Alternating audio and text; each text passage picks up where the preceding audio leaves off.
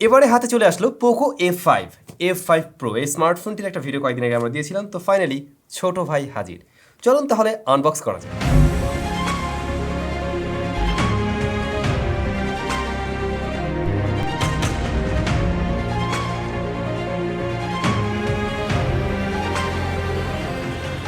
Alright, তো box content সবকিছু দেখে নিয়েছেন, এবারে এর সম্বন্ধে বিস্তারিত জানার পালা। বাট অসংখ্য ধন্যবাদ আমাদের আজকের ভিডিও স্পন্সর গ্যাজেট কি। তাদের কাছে কিন্তু আপনারা পোকো F5 Pro এই স্মার্টফোনগুলো রাইট নাও অ্যাভেলেবল পেয়ে যাবেন। ভিডিও ডেসক্রিপশনে তাদের সবাই যাবতীয় ইনফরমেশন দেওয়া থাকবে, এই স্মার্টফোনের কারেন্ট প্রাইসও দেওয়া থাকবে। তবে একটা কথা মনে রাখবেন, এই স্মার্টফোন মাত্রই বাংলাদেশ মার্কেটে আসছে, সো দামটা একটু বেশি, কিন্তু এইটার প্রাইস দেখবেন এক সপ্তাহ পরে অনেকটাই কমে যাবে। তো যদি আপনার এই ফোনটা নেওয়ার চিন্তা ভাবনা থাকে এবং 2টা দিন ওয়েট করতে পারেন, তাহলে আমি বলবো ওয়েট করে কিনুন। সেই ক্ষেত্রে ফুল রিভিউ পেয়ে যাবেন, আবার দামটাও একটু কমে পাচ্ছেন। অলরাইট, তো স্মার্টফোনটা যেমনটা আমরা দেখছি একেবারে খুব সুন্দর ডিজাইন এসছে বলা যায়। রিয়ার প্যানেলে একটু গ্রাফিক্স টাইপের দেখা যাচ্ছে। এটা একদমই গ্লাসের মতো লাগবে দেখতে, বাট এটা আসলে প্লাস্টিকে তৈরি। এটা গ্লাস হলে ফোনটার প্রিমিয়ামনেসটা আরেকটু বেড়ে যেত।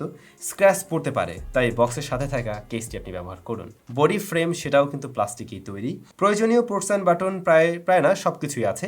3.5mm হেডফোন জ্যাকটা উপরে আছে, আইআর ব্লাস্টার আছে, সেকেন্ডারি নয়েজ ক্যান্সেলেশন মাইক, দুইটা স্পিকার রয়েছে এখানে।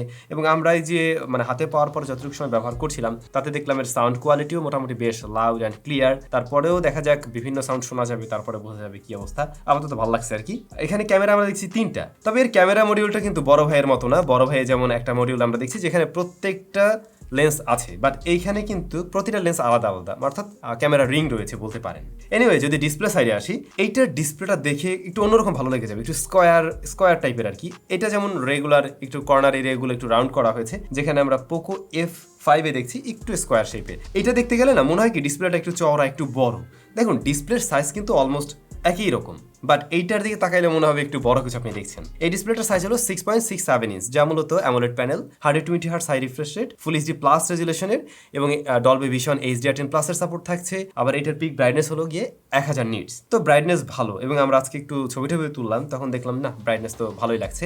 আর যেহেতু এটা একটা অ্যামোলেড প্যানেল, বেশ ডিপ একটা কালার দিতে পারে, খুবই কন্ট্রাস্টি মনে হয়েছে। এবং আমরা একটু হাই রিফ্রেশের ব্যাপারটা চেক করে দেখছিলাম, সেটাও দেখলাম ঠিকঠাকভাবে পুশ করতে পারছে। ইনিশিয়ালি এর ডিসপ্লেটাও আমাদের ভালো লেগেছে, তবে এইটা যেহেতু হাই রেস ছিল, রেজুলেশন বেশি, সো এটা দেখতে একটু অন্যরকম ভালো লাগতে পারে অনেকের কাছেই, স্বাভাবিক, এটার দামও তো বেশি। তারপরে দেখা যাক আর একটু প্রেসার টেসার দিয়ে বিভিন্নভাবে ব্যবহার করি, দেখি কোনো ইস্যু বের হয় কিনা। এরপর যদি ক্যামেরায় আসি, রিয়ারে মোট 3টি ক্যামেরা রয়েছে। মেইন সেন্সরটি হলো গিয়ে 64 মেগাপিক্সেলের, দেন 8 মেগাপিক্সেল আলট্রা ওয়াইড, 2 মেগাপিক্সেলের ম্যাক্রো শুটার, আর সামনে রয়েছে 16 মেগাপিক্সেলের শুটার। তো দেখুন বেশ কিছু ছবি কিন্তু তোলা হয়েছে, আপনাদের কাছে কেমন লাগছে অবশ্যই জানাবেন। তবে আমার মনে হলো এটা ডাইনামিক রেঞ্জটা বেশ ভালো, এখন পর্যন্ত আমি ভালোই দেখছি। ইভেন কালার অ্যাকুরেসি একটু হালকা কালার বাড়ায়, বাট মোটামুটি ন্যাচারাল কালারের কাছাকাছি রাখা ট্রাই করে। তারপরেও আমরা আরো বিভিন্ন সিনারিওতে ছবি নিব, তখন বোঝা যাবে আসলে এর ক্যামেরার রেজাল্ট কি। ইভেন লো লাইটে কোনো ছবি তোলা হয়নি এখনো, সো লো লাইটে এর রেজাল্ট কি আমরা ফুল রিভিউতে আলোচনা করছি এক সপ্তাহ পরে। তবে দেখুন পোর্ট্রেট মোডে সাব্বির যে জামাটা পরে আছে, জুম করলেও কিন্তু সেটা ডিটেল আমরা ভালো দেখছি, ফেব্রিকটা ভালো লাগছে। তো ফেব্রিকের প্রসঙ্গটা যেহেতু চলেই আসলো,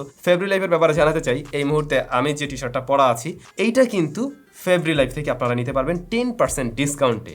ভিডিও ডেসক্রিপশনে লিঙ্ক দেওয়া থাকবে, চাইলে ওই লিঙ্কে ভিজিট করে আপনারা নিতে পারেন। অলরাইট, তো পারফরম্যান্স সেকশনের কি অবস্থা? এই স্মার্টফোনে একেবারে নতুন একটি প্রসেসর থাকছে, কোয়ালকম স্ন্যাপড্রাগন 7 জেনারেশন 2। এই প্রসেসর যুক্ত কোনো স্মার্টফোন এর আগে আমি পাইনি। এটা রান করছে কিন্তু MIUI 14-এ, বেসড অন অ্যান্ড্রয়েড 13। তো লেটেস্ট অপারেটিং সিস্টেম আপনি এখানে পাচ্ছেন। তবে এই প্রসেসরটা এই ফোনটা হাতে পাওয়ার পরে আমি সাব্বিরকে বলছিলাম, সাব্বির কত আসতে পারে এত দুটো স্মার্ট বলো তো? তো আমরা দুজনে মিলে গেস করছি হয়তো এটা 6-6.5 লাখ বা 7-এর কাছাকাছি আসবে। বাট আপনারা নিজেরাই দেখুন এটার স্কোর। এটার গ্রাফিক্সকে পাওয়ার করছে Adreno 725। আমি এই প্রসেসরটা নিয়ে বেশ আশাবাদী। এখন এই মুহূর্তে কোনো ধরনের কিছু জানাতে পারবো না, যতটুকু ব্যবহার করছি খুবই পাওয়ারফুল কিছুই মনে হচ্ছে হাই মেনটেন্যান্স বাজেটের জন্য। বাট আমরা আমাদের ফুল রিভিউতে বিভিন্ন টেস্টিং এর পরে গরম টরম হয় কিনা সবকিছু মিলে জানাতে পারবো। এটা মূলত 4nm ফেব্রিকেশন তৈরি করা একটি প্রসেসর। স্মার্টফোনটি পাওয়া যায় 2টা ভ্যারিয়েন্টে, 8/256 এবং 12/256 GB। আর এর স্টোরেজ টাইপ হলো UFS 3.1। কারেন্টলি এই স্মার্টফোন মার্কেটে পাওয়া যায় অ্যারাউন্ড 40K এর আশেপাশে, বাট বিশ্বাস করুন এই স্মার্টফোন 38K এর আশেপাশে চলে আসবে এক সপ্তাহের মধ্যেই আশা করছি। তখন নেওয়াটা বুদ্ধিমানের কাজ হবে ব্রো। স্মার্টফোনটাতে এখন পর্যন্ত দেখছি অনেক দারুণ কিছু আছে, বাট এটার ফিঙ্গারপ্রিন্ট স্ক্যানারটা না সাইডে, এর ডিসপ্লে তলায় দিয়ে দিলে জিনিসটা আরও বেশি আরও আকর্ষণীয় লাগতো।